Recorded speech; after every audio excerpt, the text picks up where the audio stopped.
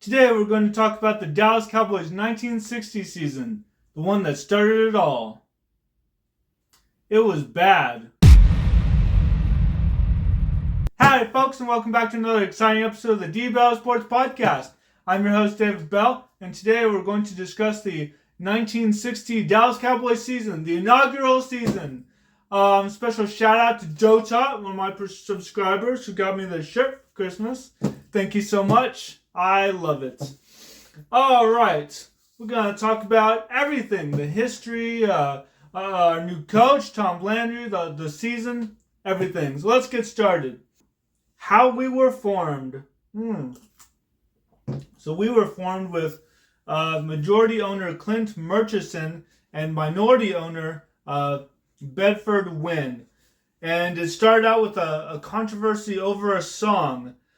The owner of the Washington Redskins, George Preston Marshall, did not want another NFL team in the South. The Redskins moved from Boston to D.C. in 1937. He wanted the South all to himself. And they were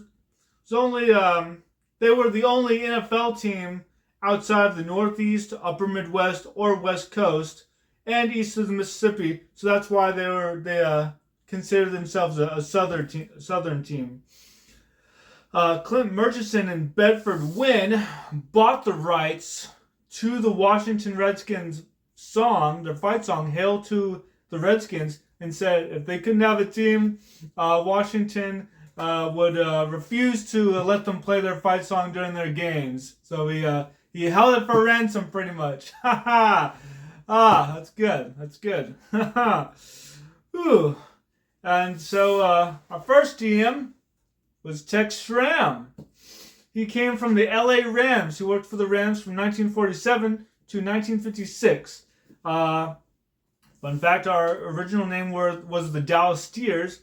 Then we later became the Rangers, but more on that later. In 1959, he heard that the NFL was adding a team in Texas, and he wanted to run it.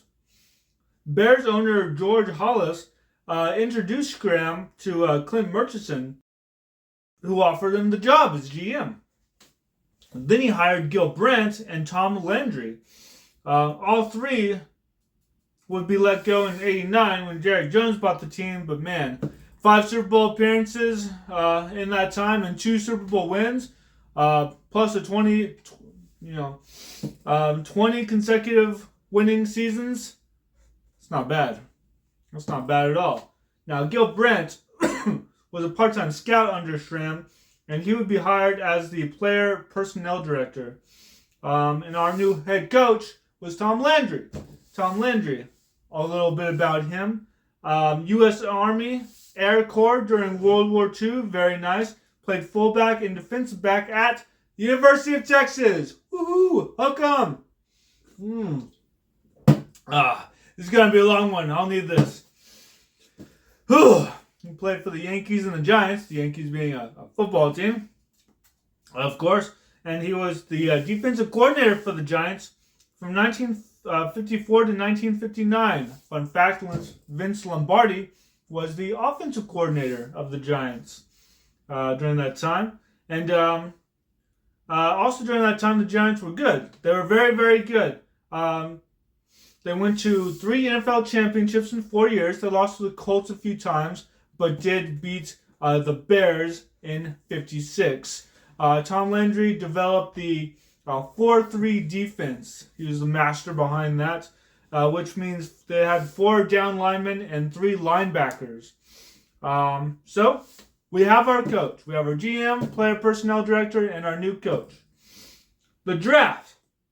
Oh, yes. The 1960 draft was held in Philadelphia in November 1959. Wait, what? Wait a second. Usually they're held in April now. Well, what's going on here?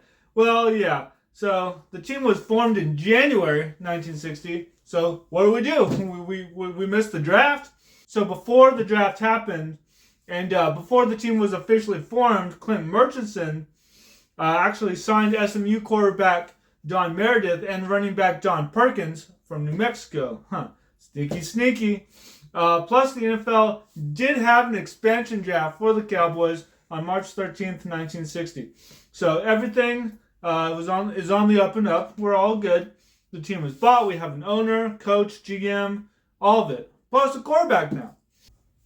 How did the expansion team work? I'm getting to that. We added 36 players in that draft. Don Perkins and Don Meredith were actually drafted by the Bears and the Colts, so the Cowboys had to give up those draft picks to those teams to be allowed to keep those players. So it all worked out. But the rules were never publicly disclosed. Tom Landry stated in his autobiography, each team would be allowed to protect 25 of the 34 men on its roster. Of their 9 remaining names, we could pick only 3 from each team. A few problems with that. The active roster limit was actually 36, not 34. So, maybe it's not quite right. And two players chosen were actually not on active rosters also. So perhaps the best conclusion from that is that teams were allowed to protect 25 players, active or inactive, and Dallas could choose from the remainder. Okay. All in all, we received 36 players from the expansion draft. Okay? So, our players. Who are our players? Well, we have Don Meredith, quarterback, rookie. Don Perkins, running back. We got Billy Houghton, wide receiver from the Browns. Eddie LeBaron, quarterback from Washington, who would start 10 out of 12 games for us that first season. And fun fact, he was 5'7", so he's one of the shortest quarterbacks in NFL history. How about that? And we also got some players who were released by other teams, like 49ers fullback Gene Babb, center Mike Conley, and Don Bishop, Bears defensive back. The draft. Okay, so the expansion draft. The only Pro Bowler from the 1960 season that we got in the expansion draft was wide receiver Jim Doran from the Detroit Lions. Other Pro Bowlers include defensive tackle Ray Krause, who was a Pro Bowler in '54. He's actually traded to Washington for center Frank Kuchta. Center Charlie Ann. He was a Pro Bowler in '56 and '58. He actually chose to retire instead of play for the Cowboys, so unfortunately. Guard Dwayne Putnam, who was a Pro Bowler from '54 to '58. Defensive end Dick Bielski, who was a Pro Bowler 1961 for the Cowboys. Yes, we got him. We got a Pro Bowler. We got another one. Halfback end Ray Matthews, Pro Bowler in '52 and '55. And middle linebacker Terry Tubbs, 62 with the Cowboys. So we got a few eventual Pro Bowlers with the team. That's great. And defensive tackle Ed Huseman. Let's see. Who was either a first team or a second team All AFL from '61 to '63. So he's pretty good. Now, a lot of players we got in the expanded draft only played a couple years with the team before going on to other teams or retiring altogether. If you opted to retire and instead of joining a brand new franchise like the Cowboys, I can't really blame you for that. So some were already stars in their own right. They got championships. Maybe they didn't want to start over with a new team, new owner, all that stuff. So I understand why some players didn't, just right off the back in the expansion draft didn't stay for very long. I counted them all up, and all the players played an average of just under 1 year. So it was like,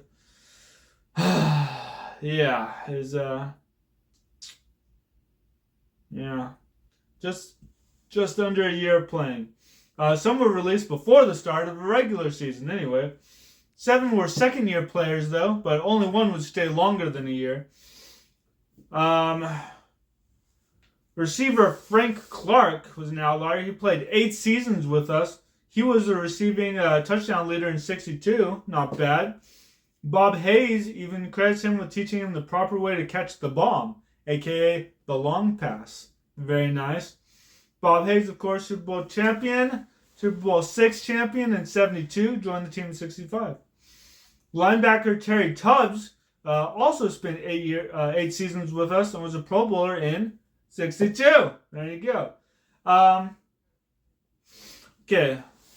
We didn't have a lot of rookies because we missed the draft, so we weren't able to get a lot of young talent who we could mold and might have the opportunity to spend their entire career with the Cowboys, which, let's face it, is the pride and joy of any team. To have someone you drafted and developed and coached up be with you for your entire career is really something special.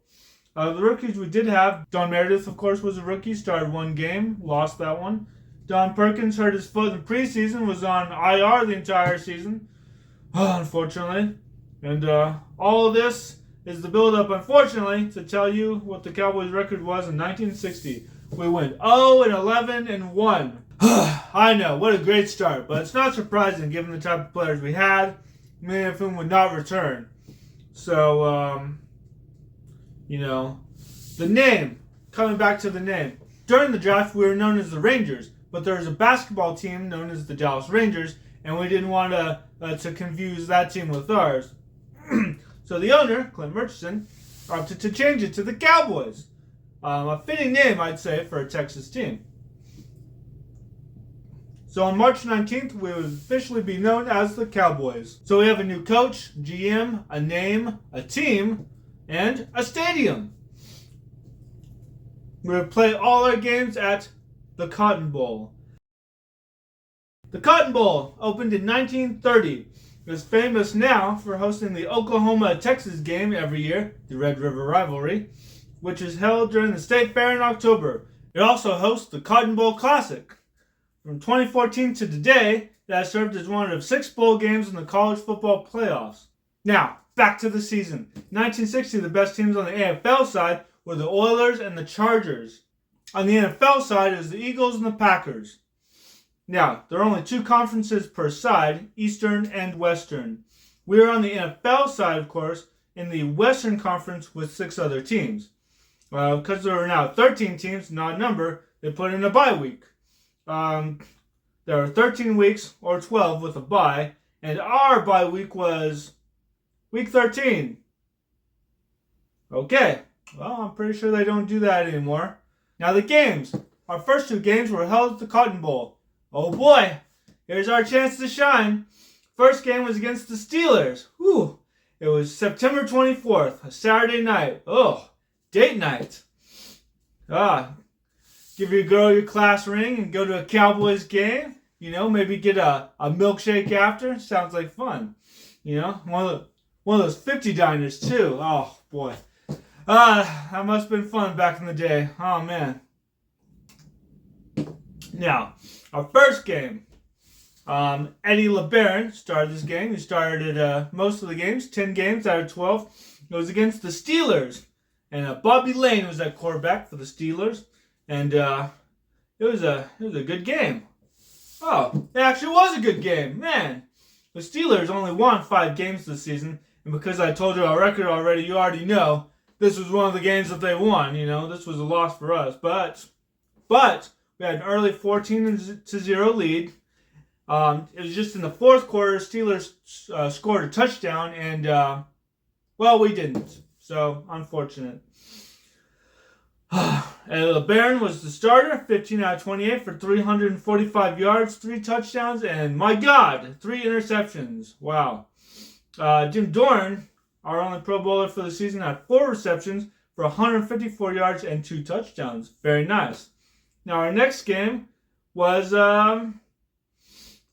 lost another close one to the Eagles. Damn it. Freaking Eagles! Because we missed 2 field goals. Ugh! Eagles! Ugh! Anyway, it was 27-25. Yeah. Ugh. Next 2 games was a loss to Washington, 14-26, and the Browns, 7-48. So now we're getting worse, unfortunately. The Washington game was a big one for Eddie because that was his former team. And fun fact, That was the game. He holds the record for the shortest touchdown pass, which was throwing to Dick Bielski from the 2-inch line. So, very cool. Next game was the St. Louis Cardinals. It was a loss, 10-12, so close. Eddie LeBaron, now 24, 173 yards and an interception. John Roach was the quarterback for the Cardinals. He became the quarterback after injuries to the other two quarterbacks on the roster. He went 3 out of 14 for 58 yards and an interception. While talking about the game, a broadcaster noted how the team, the Cowboys, were able to get running back L.J. Dupree in the draft. That would make Dallas happy for many years to come. While he was our leading rusher that season, he lasted only 2 seasons. So, technically seasons, plural, I guess. Cardinals got a field goal in the last minute, and well, we lost. So, that's unfortunate.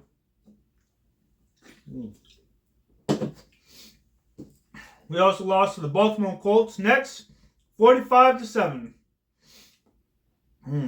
That's not good. The Rams. We lost to the Rams 38-13. This is actually John Meredith's first start as a Cowboy. Woohoo! So proud of him. So proud of him. He was our quarterback through the 68 season. Oh, man. Good times. Now, next game, Green Bay Packers. We would lose 41-7. Oh, man. That was a disaster. Jim Taylor ran all over us. He had 121 yards and 3 touchdowns. Bart Starr was the quarterback for the Packers back then. And he got his first Pro Bowl that year. So, great. Next game was the 49ers. Let's see. Eddie LeBaron and Don Heinrich would play in this one. We gave up 17 points in the final 6 minutes of the game. We lost 14-26. Wow, I guess we just love that score. Next game was the Bears. Loss. We only got 7 points there. 17. Next game is the Giants. I guess this is another loss, right? Oh, no, wait. We tied. It's a tie. It's a tie. Oh, boy. Billy Houghton scored the last touchdown to tie it up in the fourth quarter. Yes. And L.J. Dupree got 3 touchdowns in that game. Very nice. It's worth noting that overtime wouldn't be a thing in the regular season until 1974. So no overtime yet. And it actually ended the Giants' hopes of winning the Eastern Conference for the 3rd year in a row. Suck it, Giants. Rivalry born. Now, against the Lions, we lost 14-23. It's not too bad. We scored only in the 2nd and 4th quarter. L.G. Dupree and Billy Houghton helped us score. And for some reason, we had a bye week for week 13. So, thanks for that. Now, to wrap up, the Cowboys in this season allowed 2,242 rushing yards or 5 yards a carry. Blah, that's horrible. We finished last in points scored, 177, and points allowed, 369. Didn't have much of a pass rush, and our kick returns were among the worst in the league. Not to mention we lost our rookie running back before the season even started. And we started 3 different quarterbacks this season. I couldn't find out when exactly we started Don Heinrich, but he did start for 1 game, as well as John Meredith and then Eddie LeBaron for 10 games. Overall, it could have been worse, but actually that's not true. This is our worst season in franchise history. Worse than 89. In 89, we got our franchise quarterback. And we actually won a game. So, this was worse. But not all hope is lost.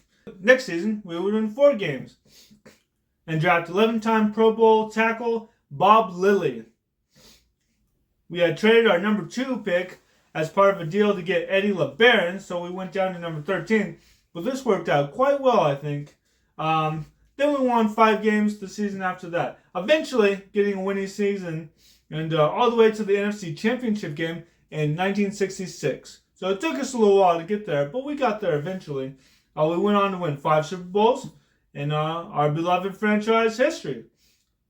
So, took a little while, but we eventually got there. So, that's it for the 1960 season. Thank you so much for watching and listening. Thank you to all my Patreon members out there. And thank you so much. This was a lot of fun. Let me know in the comments below if you'd like me to continue through all the seasons of the Dallas Cowboys. But until then, thank you so much. And of course, go Cowboys.